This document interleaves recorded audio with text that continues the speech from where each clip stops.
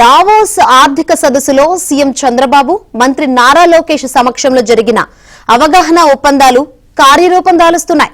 22,000 కోట్లతో అనంతపురం జిల్లా గుంతకల్లు నియోజకవర్గం బేతపల్లిలో భారతదేశంలోనే అతిపెద్ద ఇంటిగ్రేటెడ్ రెన్యూవబుల్ పవర్ కాంప్లెక్స్ ఏర్పాటు కాబోతోంది. దీనిని గ్రీన్ ఎనర్జీ ఉత్పత్తిలో ప్రముఖ సంస్థ రెన్యూ ఏర్పాటు చేస్తోంది. రెన్యూ ఎనర్జీ కాంప్లెక్స్ కు రేపు మంత్రి లోకేష్ శంకుస్థాపన చేయనున్నారు. ఈ ప్రాజెక్టు తొలి దశలో 587 మెగావాట్ల సౌర విద్యుత్, 250 మెగావాట్ల పవన విద్యుత్, 415 మెగావాట్ల సామర్థ్యంతో బ్యాటరీ ఎనర్జీ స్టోరేజ్ యూనిట్లను ఆ సంస్థ స్థాపించనుంది.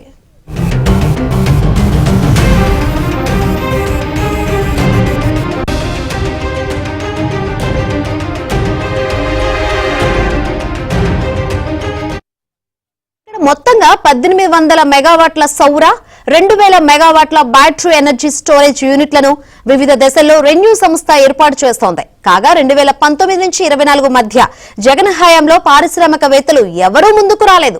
అంతకుముందు టీడీపీ ప్రభుత్వ హయాంలో కుదుర్చుకున్న ఒప్పందాలను అమలు చేయకుండా జగన్ సర్కార్ నిలిపివేసింది. విద్యుత్ కొనుగోలు ఒప్పందాలను రద్దు చేసింది. హైకోర్టు ఆదేశాల మేరకు జగన్ ఈ ఒప్పందాలను పునరుద్ధరించుకోవాల్సి వచ్చింది. ఇప్పుడు కూటమి ప్రభుత్వం వచ్చాక ఏపీకి పునరుత్పాదక విద్యుత్ ప్రాజెక్టులు భారీగా వస్తున్నాయి.